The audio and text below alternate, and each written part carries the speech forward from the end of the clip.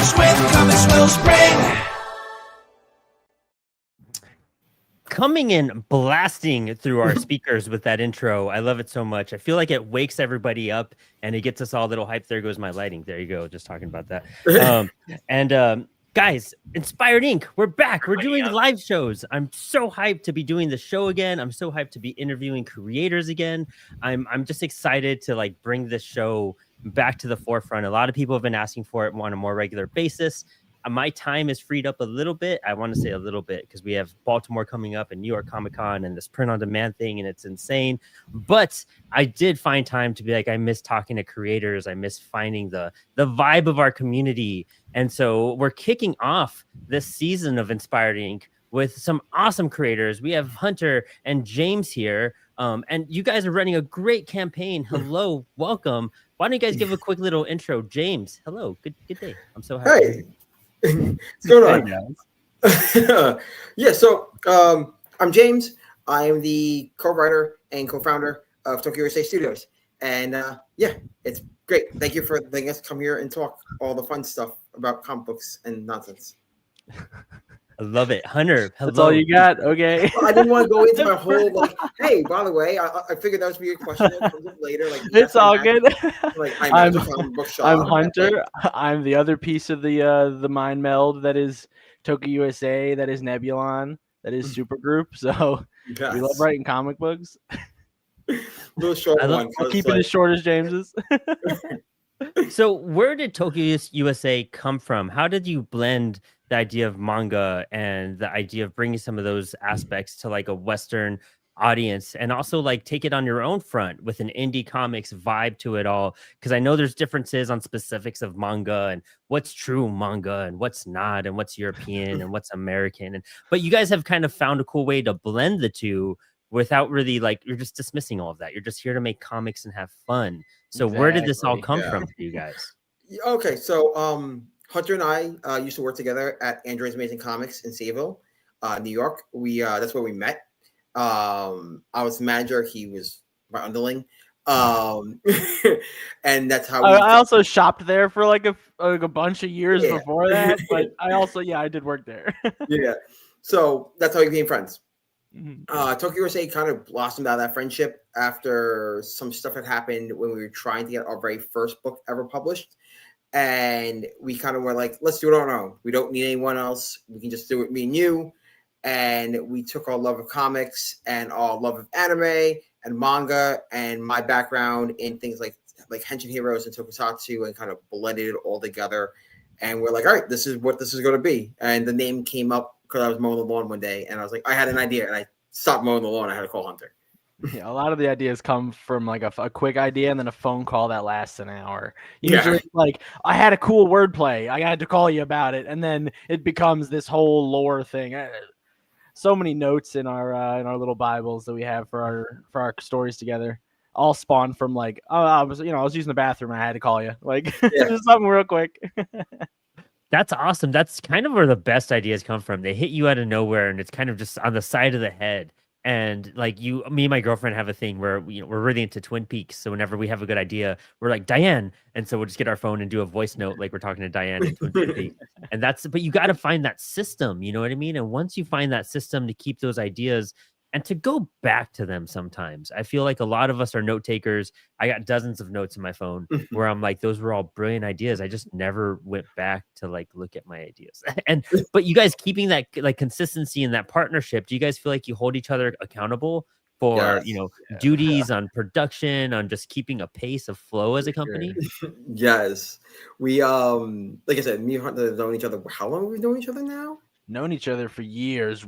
Yeah. Been buddies for like 6 or 7. But yeah, we've known each other for almost what was 2012? How long ago was 2012? Somewhere around that time, I think. Yeah, I think we met for the first time in 2012. Yeah, so basically right when Androids opened up in the new location in Sayville. When 13 years. Basically, whenever you started, that's kind of when I hopped in there and I found 13 years. We've known each other for 13 years. There you go. That's a long time. But yeah, so that's kind of what it works because we've known each other for so long and working together, and then kind of figuring out like between working together or like in the store and then like becoming friends outside the store and working together and talking about comic books and then putting this together. Yeah, it's kind of like when we try to balance each other out. It's like things I find funny, he doesn't find funny. Things that Yeah, you know that I like word vomit out, he punches up for me. a little and- bit. well, I think it's comedy to make sure his stuff's funny. Like it's really cool. It's become a really cool ebb and flow of like, here's what my idea is, and he's like, well, how about we do it this way? And I'm like, oh, I didn't think about it that way. And it's a lot of like give and take between the two of us. Yeah, it's definitely a lot of back and forth between like, hey, this is my idea, and he'll go, well, this is good. However, it doesn't work with this, and I'm like, oh crap. So then we have to work the cool idea into the old idea and kind of mesh it together. It's just such a good workflow we have. It's very rare to find these days. I think in like creative teams, there's only very few like dual creative teams that I think work together very well. I'm not pointing any fingers in any bad directions or anything. I'm just saying like there's very few that are double billed because of that reason. Like there's not a lot of teams, and I feel like it's because it's a lot of butting heads on creative things, and if you can't just mesh it together or even at any point take an L, just like, hey, I might be really hype on this, but if James is like, no, this doesn't work, stop, I'll kick the bucket eventually. It takes a bit, but I'll stop. Yeah, it's about getting feedback and providing, whenever you're just writing a book solo or just even as you guys together, when you give your script to someone or a story or, anything, and you're asking for feedback, you have to know what's good and what's bad. And I feel like having a friendship for this long, you guys have that automatic filter of like, oh, well, I know what to consider because I know their mindset so well. And once you guys can just like, finish each other's sentences in a way and just like complete each other's thoughts and like know what the other person is trying to get to, but they're just on that like dump that they just have to like get pop through, and then you probably just kind of balance each other out with that too. Oh yeah, we've done that plenty of times in the scripting where we'll be like, I can't hit this narrative beat, I don't have the emotion for this right now. It's like, James, what do you got today? And then James will finish up whatever narrative beat that I couldn't do, and I'm like, or I'll write like a big action set piece, and then James will be like, all right, but what's gonna happen before that? And I'm like, I just had a really cool thing I wanted to do, so we'll work around that. So it's really cool to see that work together for us. It's been great. How do scripts work for you guys? Like what software do you use? How do you bounce them back and forth? Google Docs. Google Docs. Google Docs has been our friend forever. I can tell you we have how many pages worth of like content everywhere? Too many. I know, between ideas and like plots and like just like basic stuff we've been using. Which is reason why I had to get Dropbox, because like I have to move some of this stuff off my phone. I do not have enough data for this.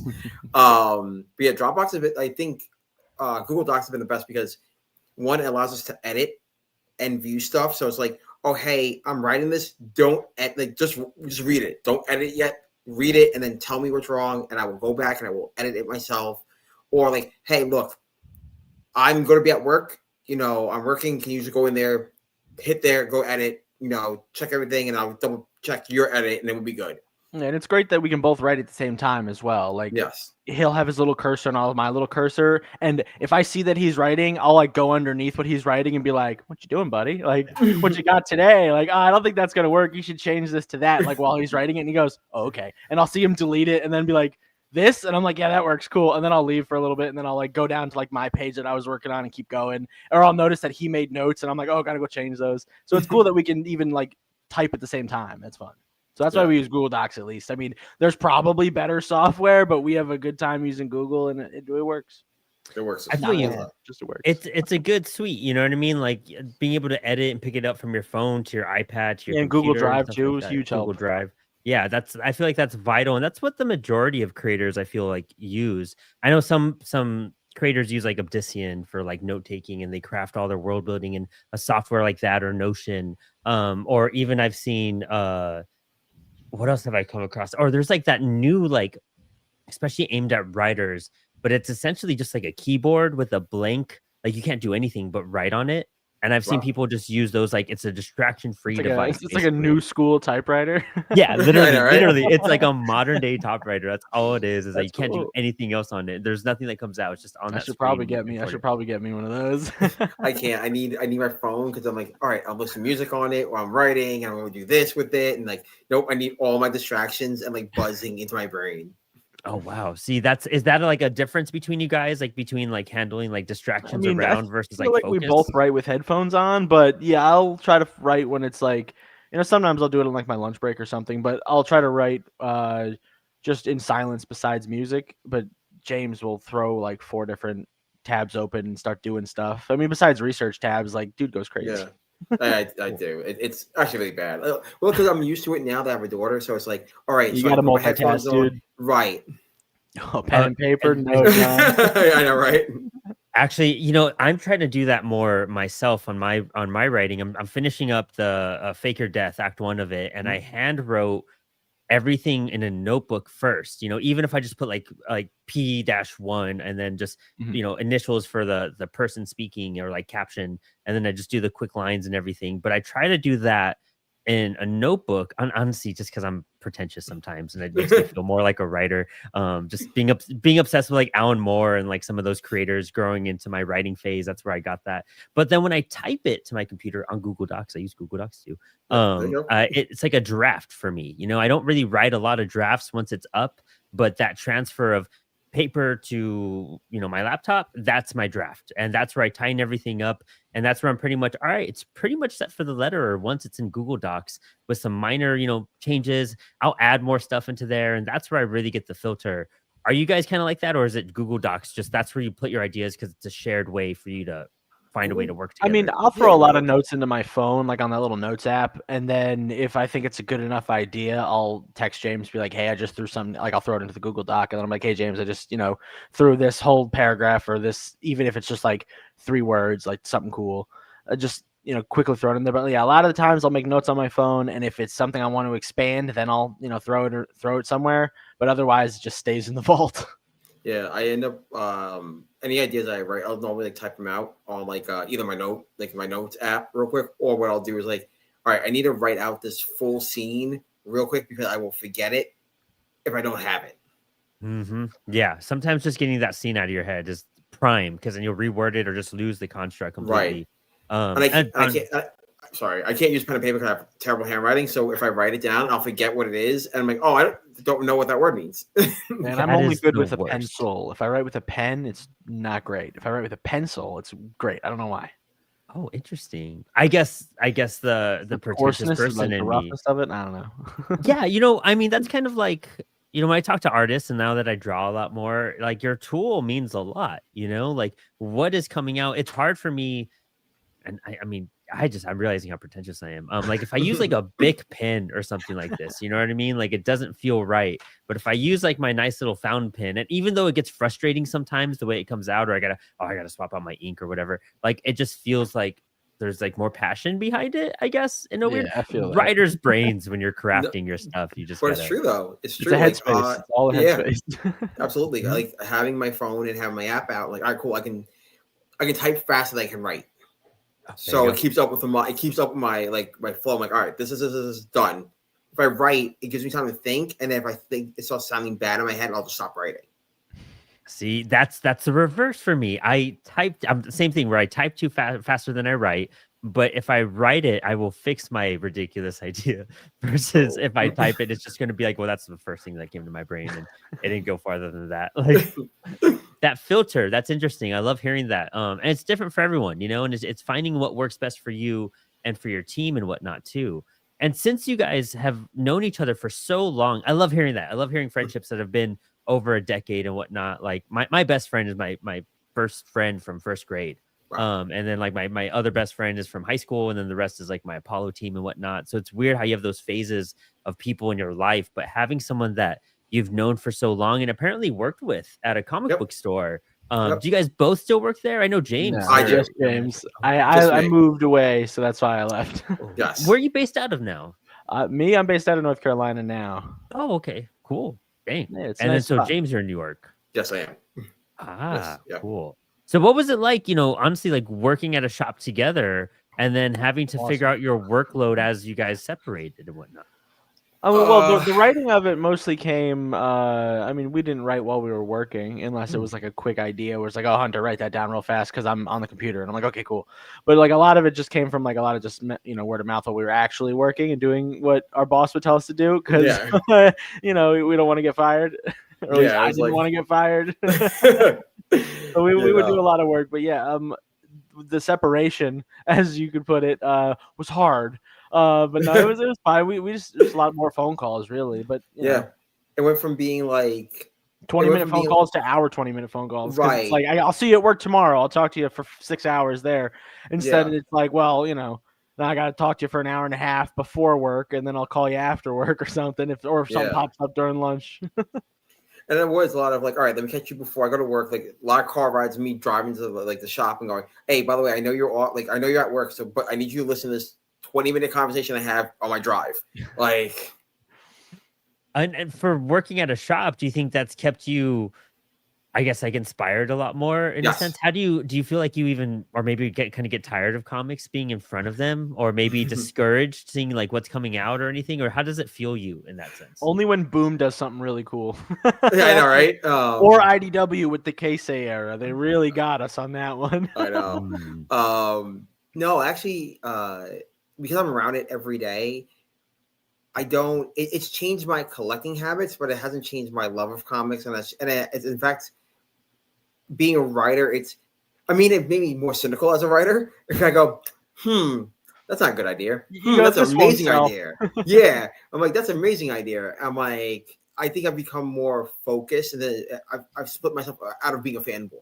You've helped me a lot because I'm more of a fanboy. I'm more of a hype man. I like a lot of cool, crazy stuff. James is kind of the grounded one. So I'll pitch him some idea and he's like, no. He's like, that won't even work as like a thing. He's like, that's not going to sell. I see books like that come through the store like that we don't sell, at least that Androids, you know, buy us, take it as well. But it's like, you know, I'm not seeing this sell as well for this reason. And it's like, okay, well, you know, if this is the exact book that's not, you know, so it's a good tit for tat on that.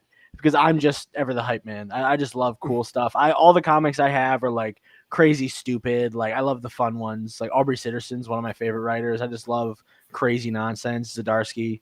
Yeah. Oh, yeah. So what are some of your guys' favorite runs currently and then overall? Oh, go ahead. You can go first. Oh, sure. I'm a big fan of Chip Zdarsky's Howard the Duck run. That made me really like comic books and like like the weirder books. Like everybody likes Spider-Man, everybody likes Batman. You can see a little Spider-Man up there. Yeah. You know, everybody likes the classics, but you know, Howard the Duck. You know, I saw that movie definitely before I should have, but not. You know, nothing too crazy. I wasn't like 5 or anything when I saw the duck in the bathtub, but you know, I saw the Howard the Duck movie and I was like, "What is this? This is Marvel." And then, you know, I've seen them obviously pop up and stuff randomly, but I never actually got like a full-on book, at least during my time of reading when I started out later on. And Zdarsky's run just really told me like, oh, comic books, you know, because Spider-Man throws quips and so does Nightwing, but like comic books, the ones that I read, at least up until that point, being only mainstream, were never really like funny. And I was like, oh, Howard the Duck, this is a funny book. I did not know you could do comedy. And then I found out Chip Zdarsky, because before I knew how comic book writing worked, I thought writers were just like, oh, you're writing at Marvel now. And it's like, okay, cool. I didn't know you had to come from somewhere first. So when I found out Chip Zdarsky was doing, I was like, Howard the Duck comedy, what is this? And then I found, oh, indie books are a thing. So then I went backwards through Chip Zdarsky's catalog, and then I found Sex Criminals, and then from there, Image Comics and Saga and Birthright, and blowing up on a lot of this stuff. So Chip Zdarsky's influence on me is very strong.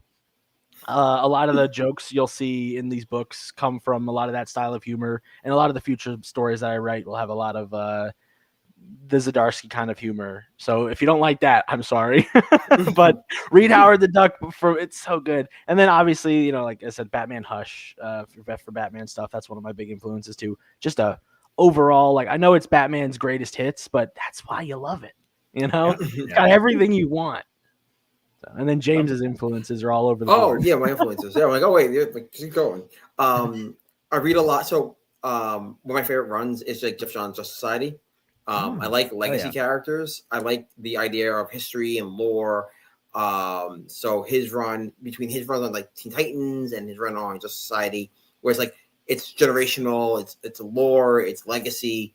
That's like a big influence on me. I'm a big like canon guy. I love like lore and history, like in comic books. Like, oh, connect the universe should make sense, and I love all that stuff. Of course, Boom Studios' Power Rangers run is a mega influence because I grew up with the TV show. We got an homage cover in there for that too. I know. The influence is so obviously worn on our Yes. sleeves for a lot of the stuff that we work on. But yeah, so like a lot of Boom Studios, the Power Rangers stuff, Image Comics, Massiverse stuff, is a big influence because like it's it does two things. One, it takes the idea of having tokusatsu stuff and making for adults, but like having the idea of legacy and lore from like Johns' like Teen Titans run and Just Society runs, and so these bigger concept stories. Like I like bigger, longer runs on heroes. Like I love Williamson's run on Superman currently. You know, I like Tom King's run on Batman. Like things that like are throwbacks and hits Morrison on Batman as much as like it's a hit and miss for some people. I love it. It's like he's pulling stuff from like Zora R is like from back in the day. You know, Robin dies at midnight. You know, it makes it feel like any world that feels lived in. I like that.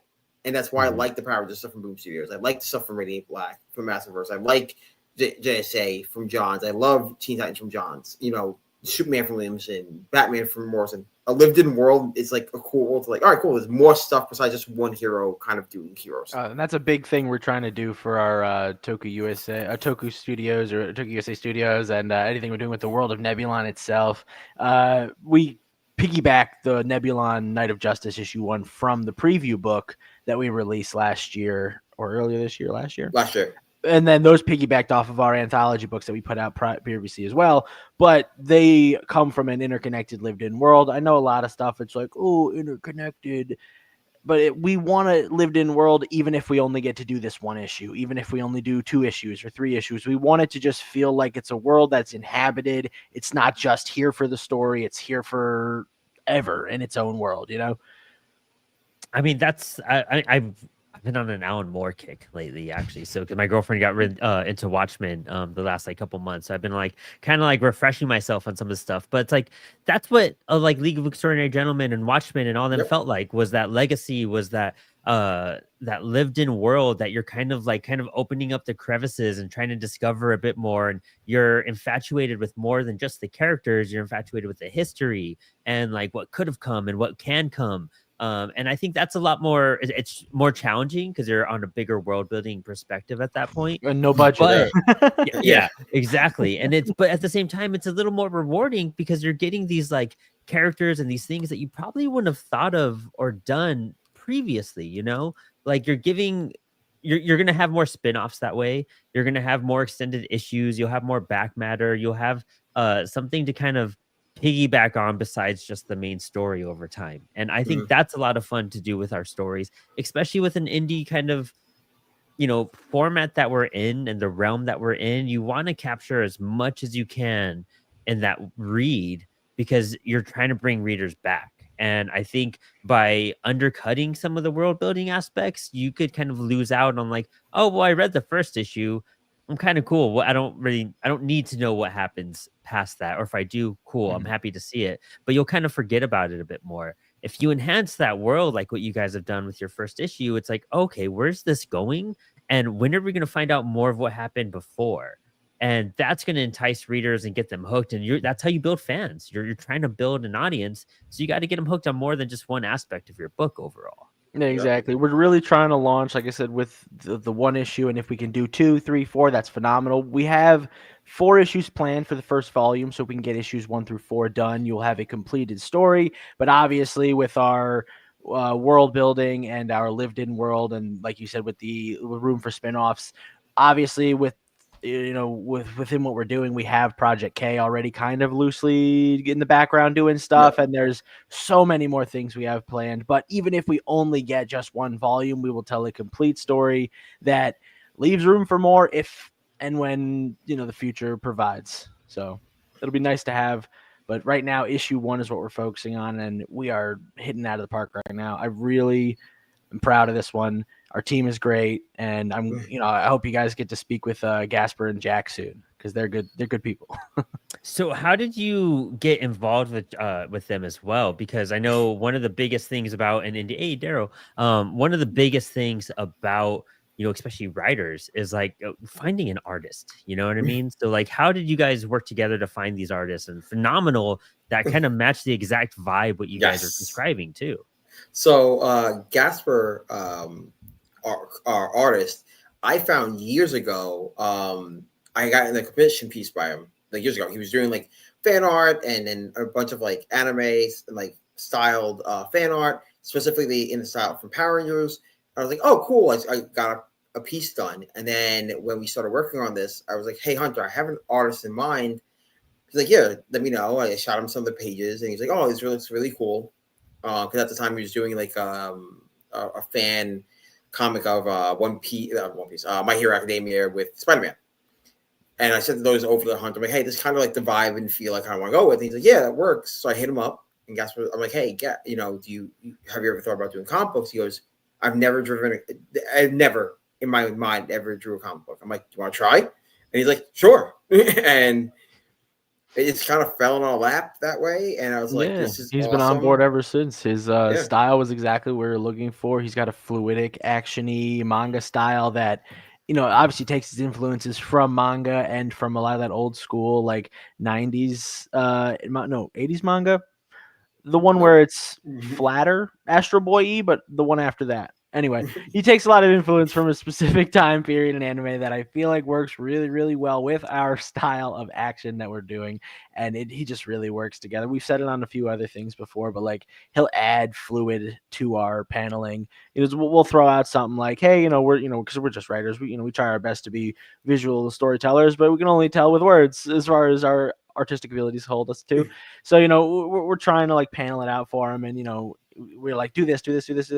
And then he's like, well, if Nebulon goes from this to this, it's going to look weird if you don't have like this here. So he'll throw in a little panel in the middle. That's more of like a transitional thing, or like he'll change the action pose slightly and then edit a different panel. Like it works really well with kind of what he's doing. And he's got a good eye for it. We've got a good eye for him now as well. As we work with it, we have to tell him less, honestly. He just does it. And we're like, it's so good. And he'll take the ideas that we have and expand on it a lot. Oh yeah. Like the cover. Oh yeah. But like, we're like, oh, hey, this is what the scene is set up for. And then like, he'll get that. And all of a sudden we'll go back. I'm like, I don't remember writing any of this. I'm like, oh yeah, we did it. Like, this is all added. It expands the scene. It makes it look a lot better. It flows a lot better. And that's what's really cool about working with Jasper. Yeah, everything we want from the panels that we write down is in there, but he just adds so much extra to it. And I'm not even talking about like background Easter eggs and stuff, because there's plenty of those in there. He'll throw those in without telling us. He'll be like, hey, look at this. And we're like, oh, that's so cool. But a lot of the extra paneling just comes from, because we told him like, hey man, if it looks dumb, fix it. Like, please, like you're part of this too, man. Like, help us, help you. This is awesome for us. Like, it's just a really good cohesive relationship, kind of similar with the mind meld from the other conversation before, where me and James work so well together. I think we work together with Gaff well, at least in our direction and his taking of the direction in a positive way. I promise he listens to us. That's super great to hear. I was going to ask, you guys answered my question for me. I was asking if you guys are more critical, like because you work at a shop and you get to read more comics than most people and whatnot. And how's that balance with like someone who hadn't done comics before? But it sounds like it works out fantastically, which is great to hear. It does. It works out very well for us.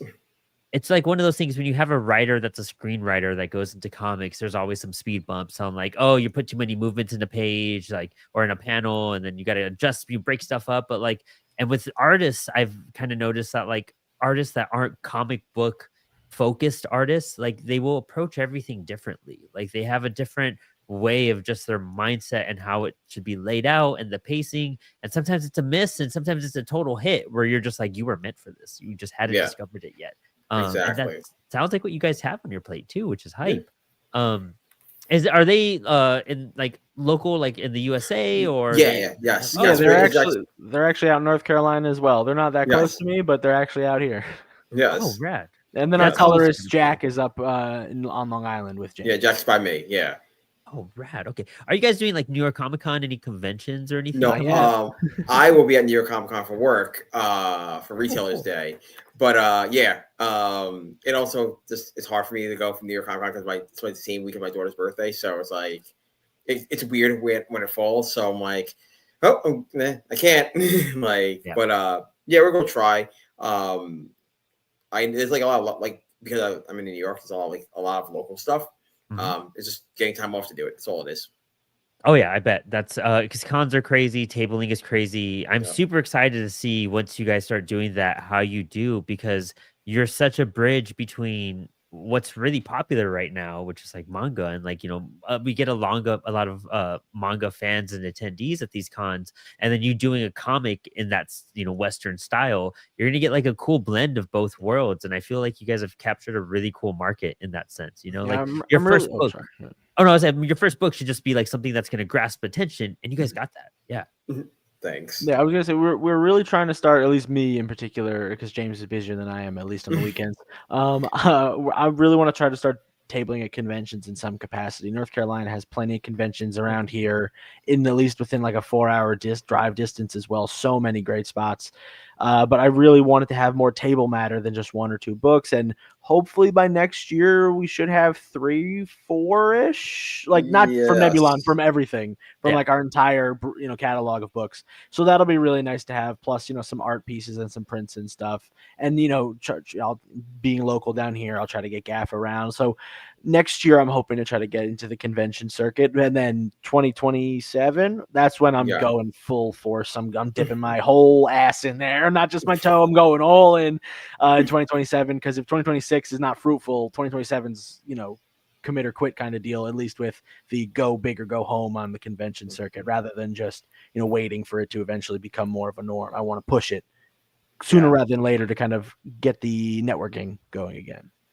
I mean, I highly recommend like library events. Any sort of art festival, zine fest near you. Sometimes you'll win bigger at those sometimes than an actual Comic-Con. And then doing those cons like consecutively, you'll start to build that fan base, and people will come back for more. And it sounds like you guys are pumping out, I mean, what, 2 to 4 books a year on your schedule? Yeah. So right now we have as of this year we have 2. We had Supergroup, and then we had now we have Nebulon. Next year we have planned at least 3. At least 3 Supergroup 2, Nebulon 2, Monster 1 shot. Next year, at least 3. At least 3 next year. And then I got something planned, kind of. But as we more fit on that scheduling, later. as we fit scheduling. Schedule's tough. Yeah, so we got to fit that in there. But it's a horror book for those who are interested. Ooh, that's sick. That's so cool. You guys are, I mean, you're hitting it right. You're getting a broad avenue of books where it's just like, oh, you don't like this? How about this? So we got superheroes. We got Kaiju Monster team up book with Project K and Masura. We have Nebulon, which is your Power Ranger, and then I got a horror book coming up. So we're trying to hit all the bases so we can get a home run. So we're really trying to get out there. And so James, like doing what you do, do you feel like you have a lot of connections with shops to put your books in shops as well? How do you guys handle distribution in that sense, or hoping to manage? So 50-50 for stuff. We always, on any campaign, we do offer retail tier all the time, because one, it's just easier for us to offer it and be like, hey, if you're a shop owner that's like, oh, hey, I want to bring over more indie stuff, I can sit out and blast emails, but I understand, like, hey, getting an indie email is like one of 5 million other emails you get during the day. Like, I don't have time, right? I don't have time to sift through every single person asking to get it, and I get it. It's hard. I see it. It's hard to do, and just space wise and money wise and time wise, you just can't carry everything. So we are grateful for the shops that do carry us. And kind of like I have a chance, like, and I know a lot of the owners and stuff out here on the island and stuff. But you know what? I also get it. Like, hey, you are carrying a bill from like a bunch of other like actual distributors, and like, yeah, I get it. I'm not Spider-Man. You know what I mean? Your bill for like Batman is coming up, and I get it. So it's there. That's why we offer it as only on our Kickstarter, because we're like, hey, if you want it, it's there. You don't pay till the end of the month type of thing. Definitely, if you want it, it's there for any shop owner. US only right now. As of right now, it's only US only. Yeah, US shops only. Makes sense. Yeah, until we get that POD going. Yeah, exactly. And I mean, that's a good approach. I think getting into shops, it varies on where you're at with the in your creative career. Like, I feel like if you're trying to jump into every shop, like when you made your first book, it's kind of you're gonna stumble. You're kind of leading into something and then not following up for a long time. Right. like building up a library, having something to offer. And again, the same way how you're at a con and offering it to fans, like, oh, you don't like this title? I got this title. Oh, this doesn't work for you? This does. Then you could go to shops with that same approach. Like, oh, like superheroes don't do good like with what you do. You got an indie focus, check out the kaiju stuff. Oh, that doesn't Right. work. Check out this. And finding what works for your shop and selling to them for what works that they know they could sell, that's a whole nother hurdle. And that's an entire different part of the business mindset of making comics and distributing comics. But I like that. I like that approach you guys have. Like, I know every creator's thirsty to get their books in a comic book shop, but you working at a shop, you know how it goes with handling and managing that stuff. And like you're competing right away with like Batman and Spawn and Spider-Man. And it's like, well, a lot of people aren't going to shops for indie books, but if you find the shops that cater to that, that's where you want to hit up. My local shop, Four Color Fantasies. I'm in Winchester, Virginia, Hunter, so I'm not like too far from you, probably like 5-6 hours, probably. But they'll definitely carry your book because they're really big on indie books, but not every shop can do that at that same point. So knowing your limits is good. Right, and that's the whole thing. Like, I rather make it slow and steady. Like, I would love to be in shops all across the world, but the reality is, like, if you're coming. Not every store has a staff that's going to be able to read every book and be able to hand sell that book. Because my job as like the distributor and the publisher is to sell that book to that shop. That shop now is to sell it to the customer. And if it's like a mom and pop shop with two employees, and they have to also rent and pay their employees and electric and bills and read every book and be like, look, I know Spider-Man's got to sell, or Punisher's coming up, or Batman Deadpool team up is coming up, and that is my moneymaker. That's what's keeping the lights on. I'm sorry, indie guys, I would love to carry your stuff, but like I have to have my employee read that book and sell that and hand sell that book to every single customer that comes down. So I get it. I live it every day. So I get it. So, but it's offered. We would love, if there's any retailers that are listening or check us out, it's on there. You can buy it right there. We print it from Comics Wellspring. We ship it right from Comics Wellspring to your house, your place. I say house. I don't know. Your business. Your business. Sometimes it goes back to it's your the business. house. It's true. Sometimes it's the house.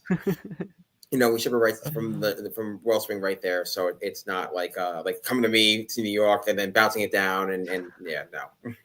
Makes sense. No, I love that. I love that mindset. You guys, I mean, for where you guys are at in your career right now, I think that's the smartest approach, to be honest, without stressing yourself out and like feeling discouraged, like, oh, the shop won't take my book, and just getting those rejections when you're like, oh, it's not about that. Like, knowing how it works it's a big thing. It does make a difference. It takes a lot of the pressure off and the stress out. I love this guy. Retro Roman Doomsday and Simulation Channel. He's on Spilled Ink all the time, so I know how to say it really well. What's the bread and butter of your con approach? And since you guys are entering cons, I will tell you guys my bread and butter to con approaches. One, I connected with Wham Stand. If you guys haven't heard of Wham Stand before, yes, Moose we have. Amazing, yeah, dude. Moose is awesome. He's got new stuff out, new spinner racks. Like, especially running a publisher. What's cool is that, sometimes not every con you can take every title with you.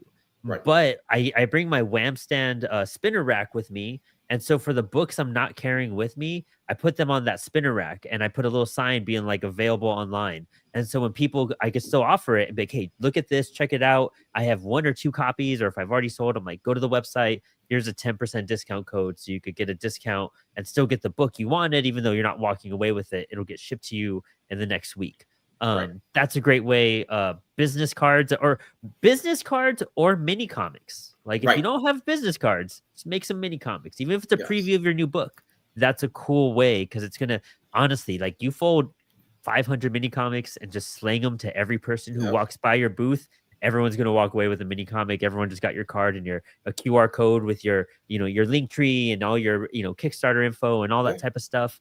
I think that's like top tier, and just I think those are probably the best 2 things to run in to have some success at a con. One of the things that me and Hunter have always discussed is the idea of the preview book that we have. So when we first started at Tokyo USA, we did a preview book, which had the 2 short stories we had originally done, plus the first 5 pages of Nebulon, plus another 5 pages of another book that our artist is writing for us.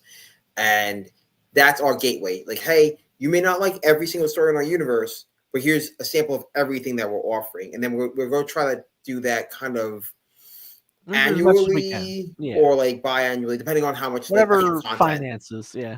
Well, Yeah. it's really more based on like the content we have. It's like, That all right, too. We don't want to double dip that much. We're not really trying to Right. be those guys. We're not trying to sell you the same thing 4 times, unless it's like collected as a trade paperback or something. In which Right. case, buy it, please.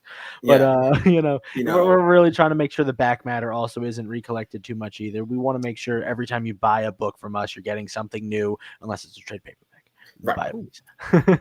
And that's the thing. Like the preview book is going to be setting up where, like, oh, hey, we did this a run. Here is the setup for all the other stories coming forward. I mean, it will always contain at least 2 short stories and plus previews of other stuff coming up. So that's kind of like the idea. Like, oh, hey, you don't want to buy every single issue that's on my table? Great. You can buy this one issue and it shows you everything. Yeah, it's a little sample platter. Yep. Ooh, I love that. Apollo has been talking about doing like we're entering our 3rd year of like publishing comics, and we're thinking about doing like a year 1, like pack, and it just has previews of like our anthologies and the books that came out. Then year 2 has that, year 3 will have that. So we're kind of in that same mindset, but like a good sampler that you could put out there. Honestly, like, if we did that and you didn't want to print it, but you made it available like digitally, like on Global Comics as like a free read, that might attract a lot of people. Okay, I'm going to do this now. I'm going to text. We actually do have our preview book on Global Comics also. Oh, cool. See, I'm going to steal that idea from you guys right after this. It's so it's available on Global Comics. Right now, because we have it offered as a paid part of our Kickstarter. It is behind a paywall currently on Kickstarter, but I think it's only $5. I think it's $5 on Kickstarter, or which is just means you get a copy. You get the PDF directly mailed to you, or you can buy it right on Global Comics, and you can get it there too. And it's $5 there currently, like, because we're running the campaign. So love that, dude. That's great. It sounds like you guys have. Do you guys like study like business tactics, or how do you guys choose how to make your movements for some stuff? So I went to school for economics and teaching. I just try really hard and hope James knows what he's doing. Yeah, and I go, this is why this doesn't work. Look at this is the business side of things. He's the real man. Like I said before, I'm the hype man. He's the realistic guy. I like to be like, this is so cool, let's do it. And he's like, 1 book at a time. I get that. I want to do 3 or 4, but we can only do 1. I know. Like I would love to do more, but like this is what we have to do and plan this out. And things cost money. Boo hoo. You got to have that grounding, and that's. I'm the same way. I'm just like, let's just do it all, and then I've opened up all these cans, and then I'm freaking out, and my team's like, I told you. The financial struggle is real. Trying to make 3 books at once is tough. Well, that and just like you do a couple campaigns and then you're like, oh, I got to fulfill 2 Kickstarters at once now. Yeah, cool. Yeah. There goes my week. And then like James, I mean, you're balancing family life on top of all that too. Yes. I mean, that's like Hunter and I mean, I have cats. That's I have a cat and a dog. There you go. Like that's our lives. How do you work that in? I have a very great 3-year-old and an amazing wife that supports me and pushes me to do it. And every time I feel down, I'll text her about something. She's like, "Oh, it's really bothering me." I'm like, yeah. She's like, "You'll be fine. I have faith in you. You're following your dream." She pushes me. She wants James to write comics more than James wants to write comics. Yeah, actually, honestly, half the time I think that's She's always like, James, if you want to throw all of the money we have into the books, you can. You just got to let me know. And James is like, don't say this. We need to have the family money. And she's like, no. Like, make your dreams happen. She's very supportive, but James she's like a level 2. She's like my rock to all this stuff. And my daughter is the reason why I do a lot of this stuff now. It started off as like, when I started Supergroup with Hunter, it was like, let's do comic books. And then doing Nebulon, after having such a hard time getting Supergroup started and the issues that we ran into, Nebulon became my passion project. And then my daughter was born. And I made it all about her. Like I want to show her that you don't need a college degree to make your dreams happen. You don't have to have all this money to make to get you where you want to be in life. If this is what you want to do, make it happen. You can make it happen. You got to be smart about it. Yeah. You got to understand it's going to be hard because you don't have all the money. It's going to be hard because you don't have certain backgrounds and certain things. It's going to be hard. Exactly. It's going to be hard, because you're going to get rejected. It's going to be hard because you're going to fail. It's going to be hard because you'll be stressing, if things don't happen in the right time frame. But it's going to be worth it when it succeeds. And that's why we kind of want to leave for her. Like, this is my legacy to give to her. Like, hey, You're like, your dad doesn't have $1 million job. Your dad works at a comic book shop, and writes comic books with his friend that he's known for 10 years, 10 plus years, and we hang out. Hey man, your baby conned me into pushing her on the swing for like an hour. Okay, she really so did. You came up. She really did. She played you good. Yeah, man. But that's the whole point. That's she's my drive. Everything I do now is not for me; it's for her. Love that. That's what it is now. I mean, speaking of like your background and what you love about comics, it blends right into like the legacy aspect. You know what I mean? I don't know if that came before or after, but I feel like long before your fandom of that, but it kind of bleeds into that aspect. And I'm sure like reading like Justice Society, where you have this parental figures and like some of these other characters that kind of lead into that, you kind of realize like, oh, like this is how I did it. And this is what I did, but I wanted to make it easier and better for you. I want you to be more understanding, to like, not like in a more passionate, like kind of way. I don't want you to hurt the way I had to hurt, like as growing up and trying to break through some of these barriers, like try to teach a lot of lessons and kind of pass down stuff, which is very encouraging, It's true. It's true. I want her to understand, like, this is not, no matter what you do in life, it's not gonna be easy. Yeah. But like, if you love this, if you truly love something, one, you'll never work. It will never feel like real work if you love it. Mm-hmm. And two, when you are busting your butt to do it, and the harder it makes, the bigger the reward is going to be. It may not be the $1 million contract, from Marvel coming in going, here, write Spider-Man, Booster Gold from DC. But like, it's going to be like, oh, hey, I made my first book, and now I can work on book 2, and I can learn from the mistakes I did from book 1. And this is what I can offer from book 2. And now I can make a little bit more money on book 3. Or I can lean in, like, this was the criticism I got from book 1. Maybe I should, I can learn from those criticisms. And I just want to show, like, it's just hard work. It's hard work. Yeah. But your dreams are worth it. Yeah, no, 100%, dude. I mean, and it's kind of funny because it'll feel like hard work, and it'll feel like a job after a while, in a sense. But you got to remind yourself what you could have been doing otherwise. Like when I got hired at CWS and started, like, I got more involved with the industry, and then I was podcasting all the time. I was doing like 6 episodes, interviews a week and whatnot. I was still working part-time at Aldi, the grocery store. Yeah. And so like I would do maybe like an evening shift once a week, but then I'd work there on the weekends. And then I, come back, Monday through Friday, or sometimes the weekends too, with CWS. And Apollo on top of that, publishing comics and doing Kickstarters and working with these creators and all that. But like Aldi kind of grounded me and reminded me why I did what I did. And I'd go back there, and like it was a positive and negative. I'd go back there and I'd realize how much work another job is sometimes.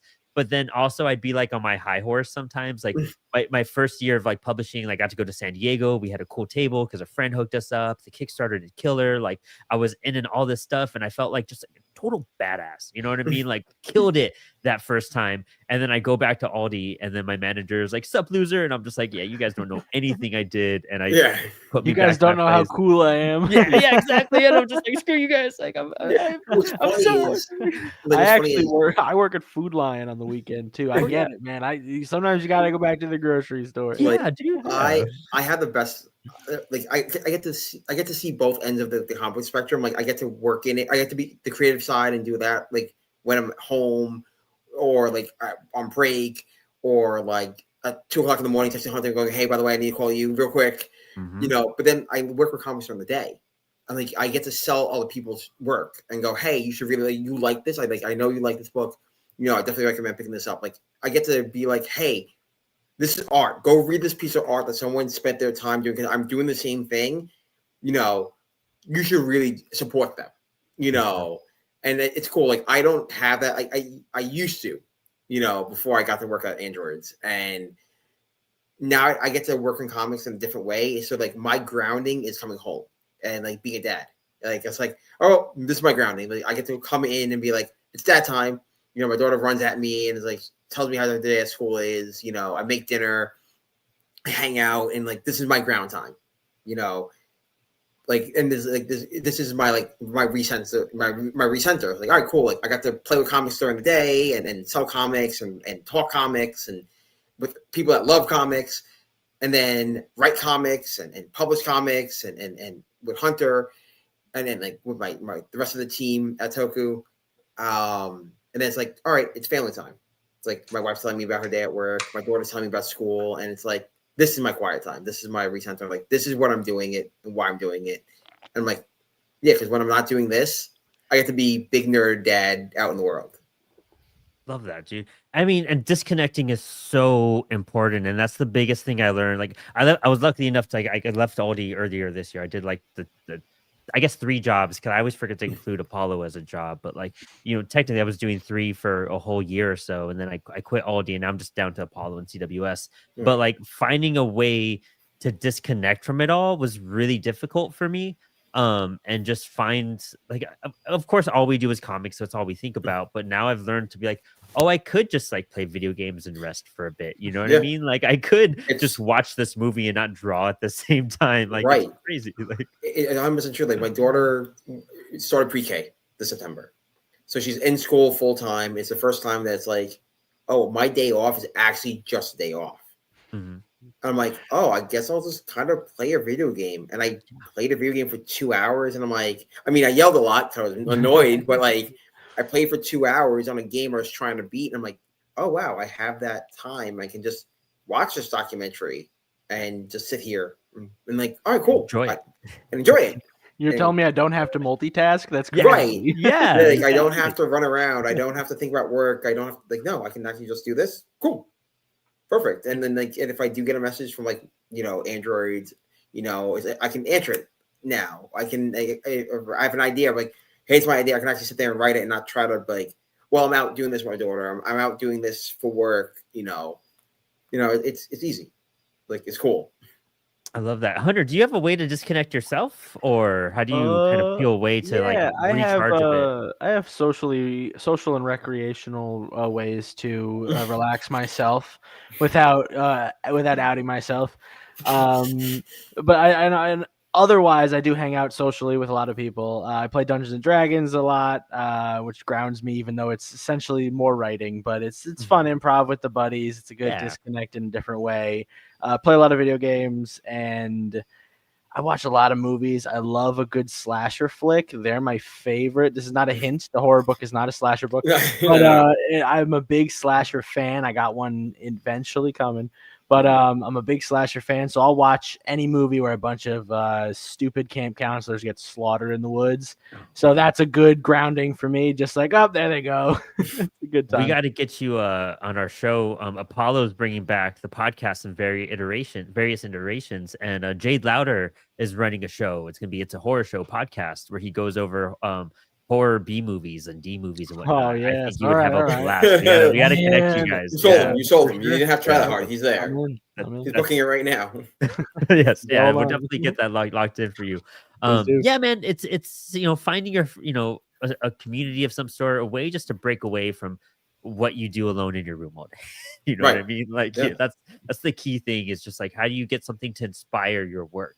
And when you're just all the time thinking about your project and your work and all that, and you don't take a second to look up at the world around you a bit, it's easy to get lost in that world. But you got to like breathe in new stuff, because you'll burn out, or you get bitter, or you just like get very controlling over stuff. And you just got to be able to stretch those muscles in different ways all the time. And it's good that you both have that. Like, seems like you guys have balanced things out really well to keep things sustainable for growth too. Sometimes I see people jump at stuff and it doesn't, like, I could tell they're gonna run like a short run on stuff. You know what I mean? Like, you're like, oh, we're trying to stay very sustainable. Yeah. You got to know how to what's the word I'm looking for to get bigger in business? I don't know. I can't think of it at this point. Like forward momentum and forward growth. To scale. Sustainability. There you go. Sustainability. Yeah, and scale. Yes. And that's kind of like our model. That's kind of our model. It's like slow and steady. We will get to it. We don't have to rush out 12 projects in a year. The more you pump, it's become more stressful. It becomes a money thing. It becomes like a time thing. Yeah, we definitely don't need a Kickstarter every month. That would not be good for us. Like, what do you guys like? Commendable, but like not for me. No, every few months, maybe. That's pushing it. I'm so glad, like Apollo, like we run about an average of a Kickstarter a month, at least like around 10 a month. It's averaged the last 3 years, but like it's awesome.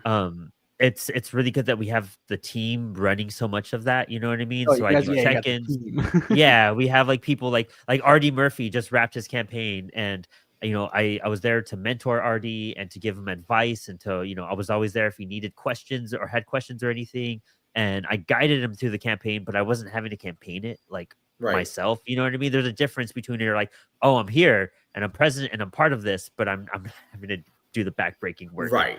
and do all that Exactly. information and stuff like that. But we're approaching kind of the end of this interview, which is insane. This went by so fast. As we wrap up a little bit, couple questions for you guys. Yeah. One, what's your favorite tier on this Kickstarter that you Oh, have right now? I know mine. Do you know yours, Hunter? Oh, I do not. I got to pull up the Kickstarter. Oh, I just know had mine. it open, but then I went over to the Apollo Um, City Kickstarter to see what you guys were doing. So now I got to. He's like, oh, I'm doing something. Let I'm me like, see doing if actual stuff. I could screen share real fast just to show people I'm the Yeah, worst at please do. navigating some of this. And there we go. There's a screen share. Let's do share screen. Here we go. Does everyone see this Nebulon page? Here we go. Here we go. Yes, thank you. And I don't use the show Inspired Inc. for Kickstarters, but you guys were on my list, so this was great timing for you guys. But you're about almost halfway to your goal. You have 24 backers. You have 15 days left to your $2,000 goal. So we have like a little bit of ways to climb, but you guys are making it. Let's head over to the rewards real fast. What was your favorite reward? So my favorite one is actually the Unleashed tier. That gives you the PDF, all 3 covers, and all 4 prints. It's kind of like it gives you like, hey, here's all this cool stuff they can go get, hang out, Dude, grab. $75. That's great. Yes. That's a really good price for you guys. Yeah, we always try to have like a little deal where if you do buy more of our awesome nonsense, that we give you a little bit of a discount because you're committing fully. So, we're going to hook you guys up. This is cool. I love when people offer the get drawn into books. I think that's amazing. That's super sick. Love that. I love that one. Actually, funny enough, for my customer, like one of the people I know, like backed it immediately. And he's like, yeah, I love that you're doing that. And I'm like, oh, cool. And so I learned a secret about a retailer tier that I will tell you guys off air too, which will be interesting. And what about you, Hunter? What's your favorite tier? My favorite tier is the all covers. All the covers we got, even though 2 of them are from Gaff, all the covers we got on here is just so awesome. I think that's there's it's somewhere in there. Yeah. The all covers. We got 3 amazing covers for this campaign. One of them we've been sitting on for so long. You've seen it so many times. It was a print before. Cover C by Gasper the Helmet cover. Yeah, it's such a great homage. It's such a good cover. And we do have special things planned for that one once we hit certain numbers in our backers and in our goals and stuff. I don't know if it's on the page, but we got some secrets going on with the C cover, the helmet cover. So if you want that to look even better, either get the all covers tier, my favorite, or just get the C cover tier. But yeah, the covers, they're just so good. Love that. Great page, great layout. This is. Oh, that was all Travis. We had a layout. We've been doing layouts for a few years now with our stuff, but Travis really fixed it. I mean, it's just nice to see when it's laid out properly. Like like I said, we've been doing it well enough, but Travis really knocked it out of the park. He's our senior editor over at Tokyo USA Studios. Yes, love that. A little Nebby. Yes. Oh yeah, that's our old colorist, Carmine, CJ Bellato. He's no longer coloring for the book right now. He's doing some more work in a physical realm, and he's doing a little bit of writing with me. But he was still able to give us that little Nebby cover based off of Calvin and Hobbes, which we love. We want to get everybody out there. So we got to get to 3,000 to get that one. Yes, so, come on, guys, let's get it up there. Let's get that cover. It's so fun, so good. Love it. Yeah, and make sure you guys tag us like in posts so I could share it. Do a collab post with your books and everything. Super hyped. Last question before we get off air. That's actually a non-comic book related question. Okay. Oh no. What's your favorite? What's your top era of Power Rangers? It's easy. It's the Bond era. It's the original Mighty Morphin through in space. It's easy. It's my favorite era. I think it has the most world building. Space was my favorite, dude. Space is amazing. It's funny. It's funny enough. I was talking to my wife about this yesterday. Because I think we might be doing a rewatch of it again. What's the most cohesive narrative? I was doing when I first started writing Nebulon, or when we first started writing Nebulon, and I've only had a base level of like tokusatsu knowledge. Like I knew of Kamen Rider, I knew of like the Masked Hero, and obviously I knew Power Rangers being a kid in freaking the 2000s. But I mean the 90s would have been better. But I got what I got.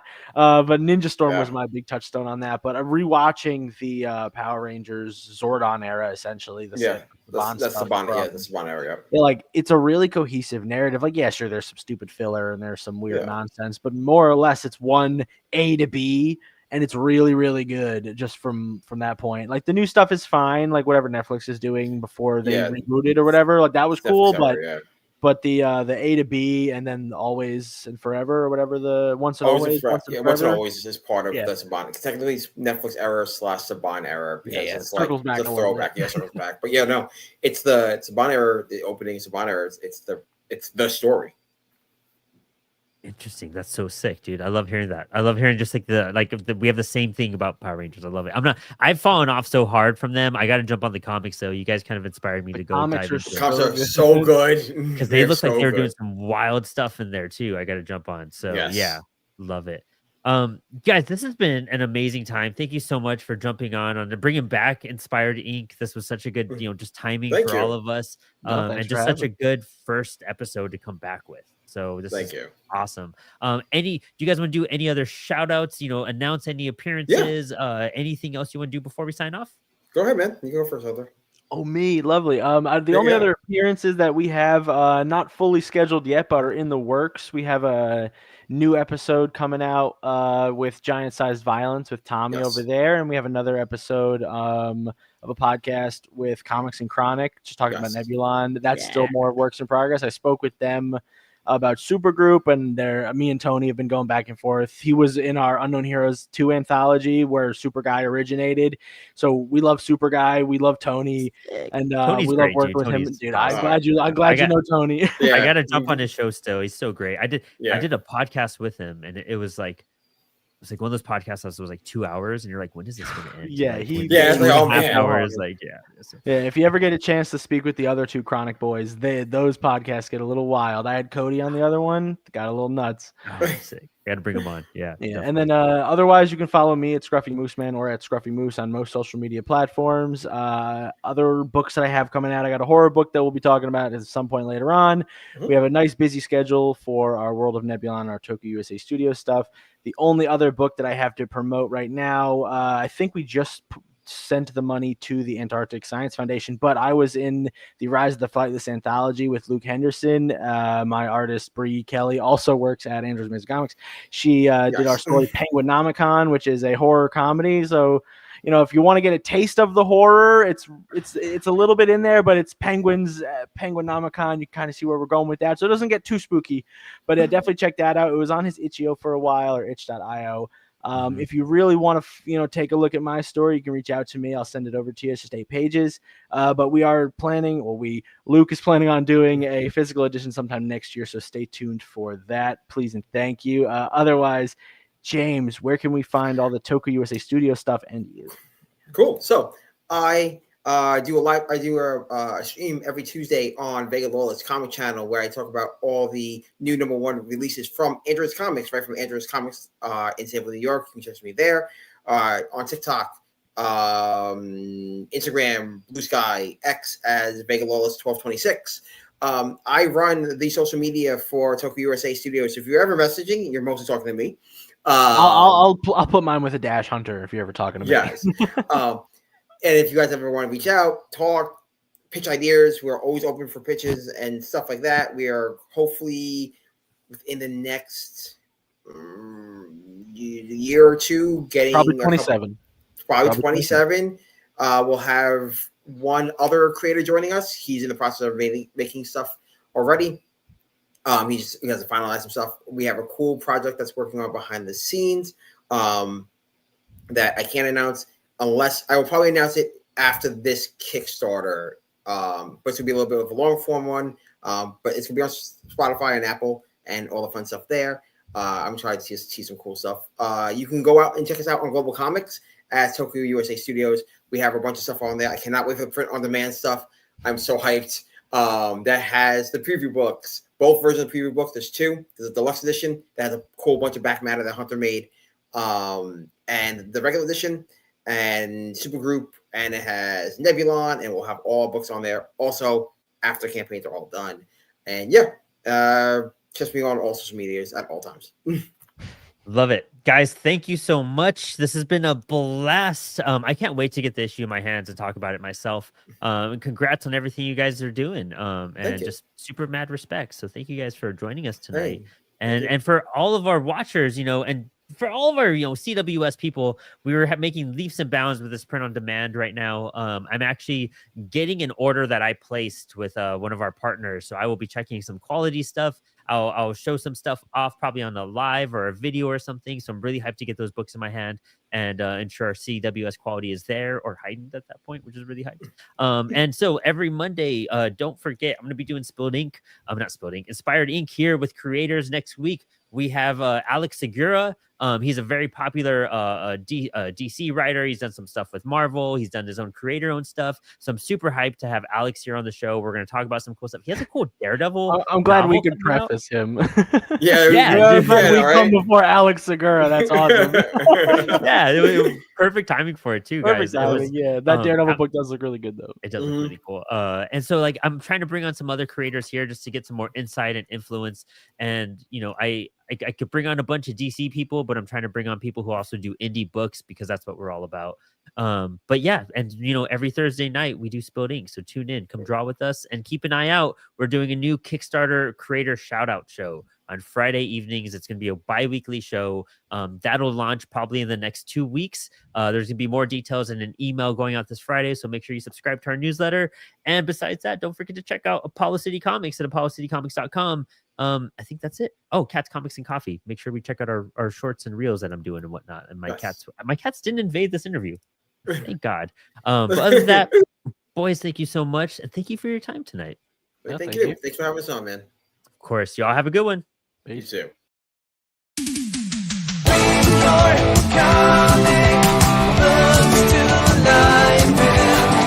your comics with Comics Will Spring.